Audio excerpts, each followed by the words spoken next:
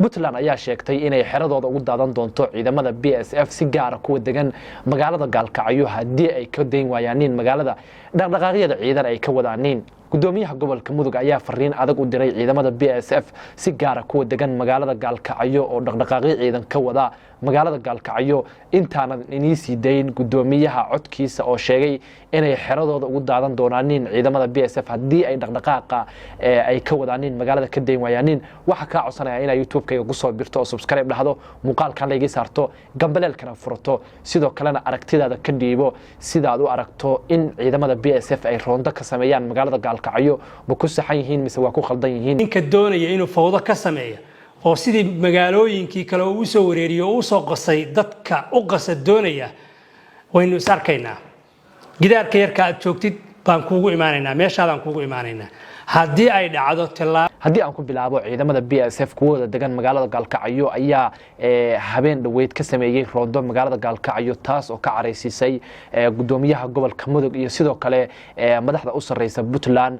taas oo ay ku tilmaameen in ay ku khaldan yihiin inay magaalada ka sameeyaan roondo iyaga oo ay joogaaniin ciidamadii booliska ahaa oo shaqadan iyagu u xilsaarnaa gudoomiyaha gobolka Mudug ee Puntland oo fariin adag u diray ciidamada BSF si gaar ah kuwa degan magaalada Gaalkacyo oo dhawaan ka sameeyay roondo ayaa sheegay in ay dawladdu ka mas'uul tahay amniga gobolka Mudug iyo sidoo kale magaalada Gaalkacyo sidoo kale waxa uu sheegay in Puntland ay tahay dawlad leedahayna boolis ama ciidamo boolis ah oo ilaaliya amaanka magaalada Gaalkacyo waxa uu sheegay in ciidamada BSF ay wadaaniin khalkhalgelin amni sidoo kalena ay wadaaniin wixii ay dhawaan boosaaso ka sameeyeen waa sidoo isagoo hadalka u dhigay waxa uu tilmaamay in magaalada Gaalkacyo ay tahay magaalo amni ah aan u baahnayn in cid aan ahayn boolisku ay ka shaqo gasho sidoo kale waxa uu sheegay in haddii ay dhaqdhaqaaqa deyn waayaan ama ciidamada BSF ay ka deyn waayaan dhaqdhaqaaqa ciidan ay ka wadaan magaalada Gaalkacyo in loogu soo daadan doono xeradooda isla markaasna halkaas la isku arki doono waxa uu sheegay gudoomiyuhu inaysan Gaalkacyo u baahnayn khalkhalgelin amni iyo sidoo kale in shaqaaqo dadkeeda laga dhex abuuro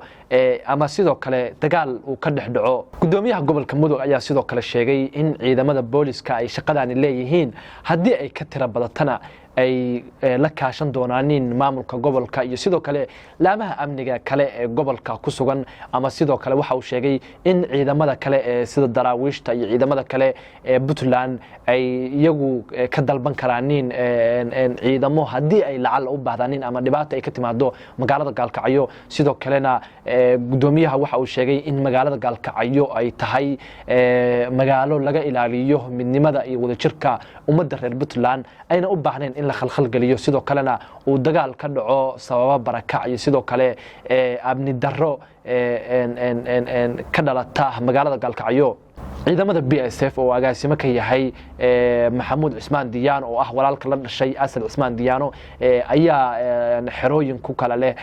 magaalada Gaalkacyo iyo sidoo kale magaalada Boosaaso waxa ayna dhawaan ka bilaabeen magaalada Gaalkacyo roondo ay ku sugayaan sida ay iyagu sheegeen amniga magaalada Gaalkacyo sidoo kalena ciidamada BSF ayaa waxa ay ka sameeyaan roondooyin iyo sidoo kale howlgallo waaweyn magaalada Gaalkacyo iyo sidoo kale gobolka Bari intii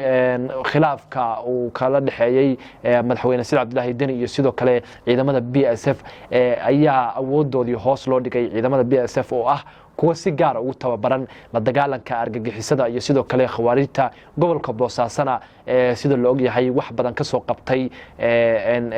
amniga magaalada Boosaaso dad badan oo ka tirsan kooxaha al-shabaab iyo sidoo kale daacishna gacanta ku soo dhigay waxaana muuqata in ciidamadan uu saameeyay dagaalka ka dhaxeeya ama aan dhahay khilaafka ka dhaxeeya Asad Cismaan Diyaano iyo sidoo kale ama Maxamuud Cismaan Diyaano iyo madaxweynaha dawladda Puntland Sidi Cabdullaahi Deni taas oo keentay in dhammaan awoodihii ay lahaayeen ciidamadaasi hoos loo dhigo wixii aragtidaada ah oo ku saabsan ciidamadaas daawade wax ka codsanaya inaa xagga hoose nagula wadaagto ma iyagaa saxan inay roondo ka sameeyaan magaalada Gaalkacyo mise waa ku qaldan yihiin inay ka sameeyaan ciidamadii booliska oo diyaarsan oo iyagu u diyaara inay shaqadooda ay qabsadaanin bal aragtidaada waa noo muhiim ah hoos nagula wadaag sidoo kalena YouTube-ka hadda ku cusub tahay subscribe dheh muuqaalka like saar kambalelkana furo waa mahadsantahay